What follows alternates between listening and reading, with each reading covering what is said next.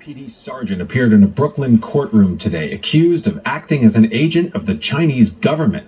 In a groundbreaking case brought by federal prosecutors, Michael McMahon and two Chinese nationals have been accused of harassing and intimidating Chinese dissidents living in the U.S.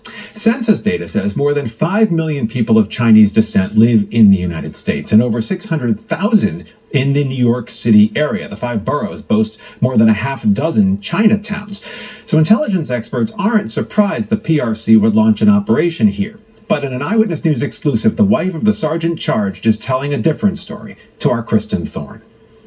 Every single day I wake up and I tell him, you did absolutely nothing wrong. You committed no crime. Bottom line. And everybody needs to know that. And they will, starting today. Martha Burns spoke exclusively with Eyewitness News on the day she and her husband, Michael McMahon, have been waiting for. They believe it's a chance to prove that the former NYPD sergeant and father of 3 did not know he was working for the Chinese government when he was hired as a private investigator in 2016.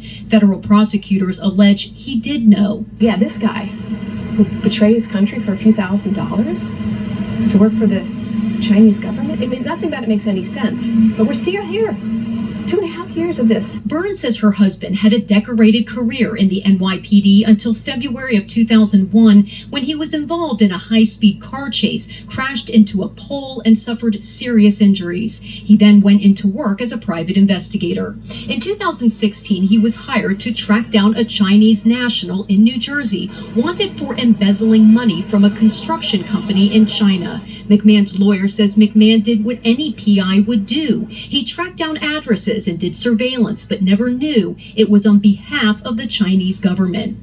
Kevin Tong says that's also true of his client, Flushing resident Jason Zhu, who's also being charged in the alleged scheme. I'm here not defending the People's Republic of China. I'm here to defend my client, who is totally innocent, because they do not know. Prosecutors say Zhu, McMahon, and Zhang Kongying of Brooklyn threatened and harassed several Chinese nationals in order to get them to return to China. Burns says her husband had nothing to do with any of this. This is a guy who ran into burning buildings. He took on gunfire. He has sacrificed his health, his well-being, his everything for this city.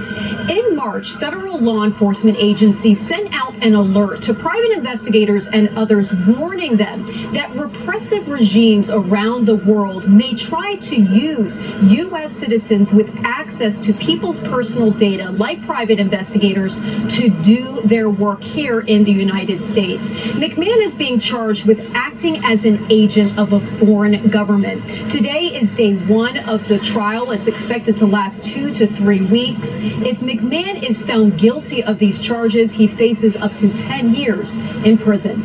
In downtown Brooklyn, I'm Kristen Thorne, Channel